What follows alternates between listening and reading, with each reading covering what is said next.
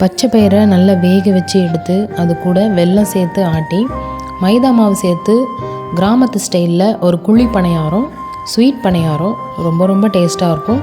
ரொம்ப ரொம்ப ஹெல்த்தியானதும் கூட. அதை எப்படி பண்ணுறதுன்னு பார்க்கலாம். அதுக்கு நான் 1 கிலோ பச்சை பயிறு எடுத்திருக்கேன். நல்லா வாஷ் பண்ணி தூசெல்லாம் இல்லாமல் எடுத்துக்கலாம். வாஷ் பண்ணி எடுத்துகிட்டு அது கூட 2 லிட்டர் அளவுக்கு தண்ணி சேர்த்துட்டு அதை நல்லா வேக வச்சு எடுத்துக்கலாம். பாருங்கள், இந்த மாதிரி வந்திருக்கணும். இப்போது அதை நல்லா வடித்து எடுத்துட்டு உரலில் போட்டு ஆட்டி எடுத்துக்கிறோம். ஆட்டும் போது வெல்லம் சேர்த்து ஆட்டி எடுத்துக்கலாம். 1 கிலோ பச்சை பயிருக்கு 1 கிலோ வெல்லம் சரியாக இருக்கும். நீங்கள் எந்த அளவுக்கு பச்சை பயிறு செய்கிறீங்களோ அந்த அளவுக்கு வெல்லம் எடுத்துக்கிட்டால் சரியாக இருக்கும். 3 பகுதியாக பிரித்து அதை நல்லா மையாக ஆட்டி எடுத்துக்கிறோம். எல்லாமே ஆட்டி எடுத்தாச்சு. அதுக்கு தேவையான தேங்காவை ரெடி பண்ணிடலாம். 1 கிலோ பச்சை பயிருக்கு 2 தேங்காய் சரியாக இருக்கும். அதை நல்லா திருவி எடுத்துக்கலாம்.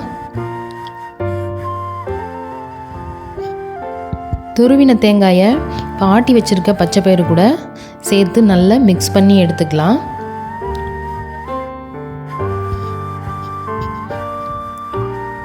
நல்லா மிக்ஸ் பண்ணிவிட்டு அது சின்ன சின்ன உருண்டையாக பிடிச்சி வச்சுக்கலாம். பணியாரக்குள்ளி எந்த சைஸ் இருக்கோ அதுக்கேற்ற மாதிரி சின்ன சின்னதாக உருண்டைகளாக பிடிச்சி எடுத்துக்கலாம். இப்போ இதுக்கு தேவையான மேல் மாவு ரெடி பண்ணிடலாம்.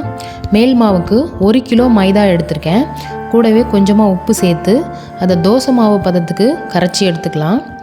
தோசை மாவு பதத்தை விட இன்னும் கொஞ்சம் தண்ணியாக இருந்தால் பணியாரம் ரொம்ப சாஃப்டாக இருக்கும். பாருங்கள், இந்த அளவுக்கு இருக்கணும். எண்ணெய் தடவுறதுக்காக வாழைத்தண்டு ரெடி பண்ணிக்கலாம். வாழைத்தண்டு ரெடி பண்ணியாச்சு. இப்போ பணியாரக்கல்லை வச்சு நல்லா சூடு ஏறினதுக்கப்புறமா எல்லா குழியிலையும் எண்ணெய் தடவிக்கலாம்.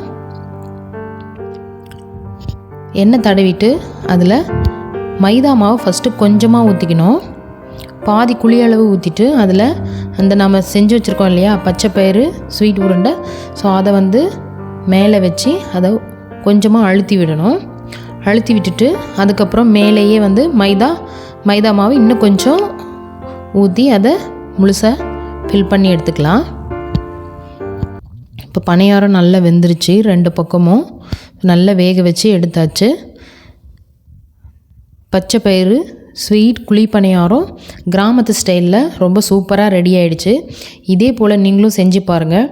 நீங்கள் எந்த அளவு செய்கிறீங்களோ பச்சை பயிறு எந்த அளவு செய்கிறீங்களோ அதே அளவு வெல்லம், மைதா இது 2மே சேம் அளவுகளோட செஞ்சு பாருங்கள்.